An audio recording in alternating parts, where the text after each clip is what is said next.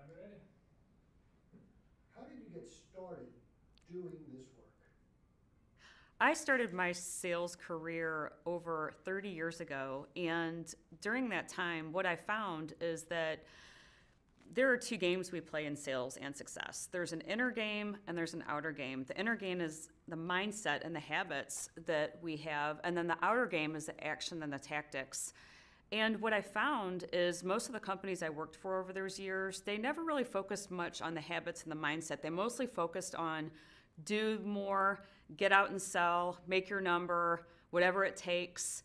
And I became intrigued and interested in the fact that that was not covered. And what I began to do is become a student of human potential, which brings me to where I am today of combining sales skills, the doingness, with the mindset and the habits and the mindset of sales success. You need to make it a little louder here. Actually, What were you looking at? I was gonna see if you can make the microphone A little closer to closer. her. Lower it? Yeah. You don't have to do it. Okay, I was gonna say, Good. jump up. Good. I'll mess it up. Yeah, so you can go a little bit lower all together and then. Am I speaking loud enough? Yeah, yeah. Yes. Okay. Okay, okay, good. For How's that? Am I good Yep. still? sure. No, you're good. Okay. You want to redo that first question? No, you don't have to. It's good enough, yeah. What makes your work or offering unique and special? What makes my work and what I offer unique and special is the fact that it's a very small niche, and I call it the sales confidence code. The thing that I think makes what I do different than other sales training companies and other consultants in this business is the fact that I'm combining the mindset of success with the action and the tactics of success. And from a year that I had, wow, probably 20 years ago in sales, had my best year ever, followed by my worst year ever, one of the first things I did was I hired a sales coach. That sales coach got me to see that success comes down to three key elements: our attitude, our activity, and our accountability. And what I found is that if we are not hitting our numbers or getting the success we want, if we ask ourselves, how is my attitude? Am I positive? Am I focused on success? Number two, am I accountable for my results, or am I blaming my lack of results on someone or something else? And then last but not least, how is my activity? What am I doing day in and day out to hit my goals? And even to this day in my business, if my results aren't where I want them, I always ask myself, is it my attitude, my activity, or my accountability that's out of sync?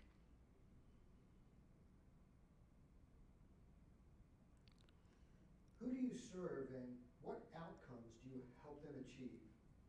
I work with success-driven leaders and teams who want to be more, make more, and sell more with confidence and momentum. This can be anything from a sales team to, once in a while, I also work with smaller businesses and entrepreneurs. But the bottom line is I work with people whose success depends on sales and making their business objectives and business development. What is the biggest challenge you faced? The biggest challenge I faced was back in about 2010, and what happened that year is I was in the top 10 in sales. Everything was great. I was promoted to be a sales field trainer. I was getting a lot of accolades from my director of sales, the vice president of sales. But then the next year what happened is my results went from here to down here. And what I learned from that experience is that sometimes when we have success, we have a tendency to put our feet up and relax a little bit, which there's a time and a place for that. But what I found out is, quite frankly, I had gotten lazy. I had forgotten about the importance of having the right attitude, doing the right activity, holding myself accountable to my results. And what I learned from that experience is, number one, you can make a change if you focus on what you want to achieve. I went that year from being at 3% of my quota mid-year to ending at 128% of my quota.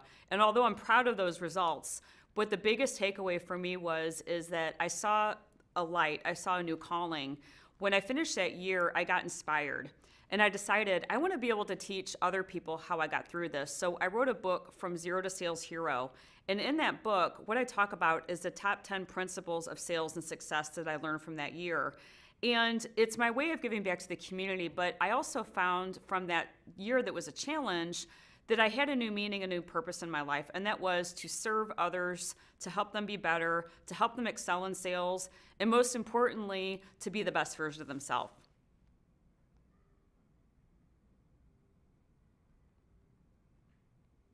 So what's your best piece of advice or the number one secret?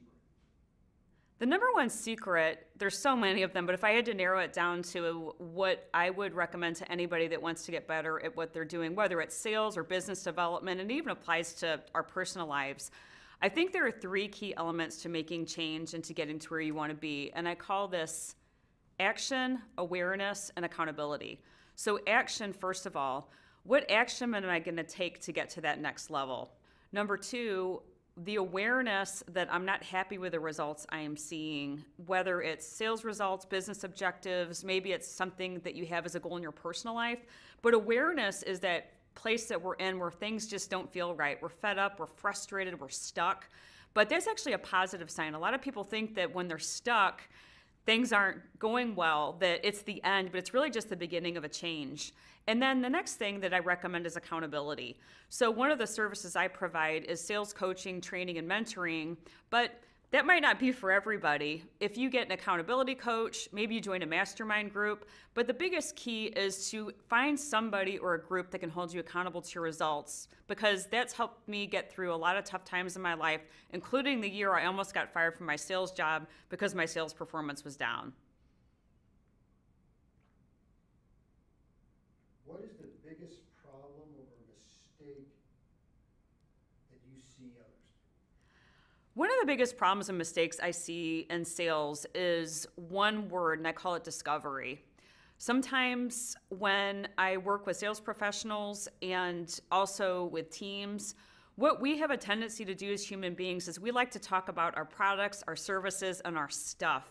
But what we want to do instead is we first want to do some discovery. We want to find out what are the pain points, what are the challenges, what are the holes in the floor, what are the problems and issues that that person across from you, whether it's a person or a business, are facing. If we don't take the time to find out those problems and those challenges, when we get to the end of the sales process and present a solution, most likely we're not going to win because the customer hasn't really revealed what challenges they have. So before we can present a solution to the problem, we've got to find out what the problems are. So that is so critical, and I think personally, out of the whole entire sales process, whether you're following a 5-step process or a 7-step process, discovery is the most important step, the most often overlooked, and the one that can really set you up for success. How do people find out more about you? People can find out more about me by going to my website, which is www.aimtnc.com. If you go to my website and you'd like to book a discovery call, there's also a place that you can go to set up a call to talk about what challenges you might be facing and if we could possibly be a fit of working together to help you achieve sales and success excellence. That's a wrap. Amazing. Good job. Thank you. Awesome.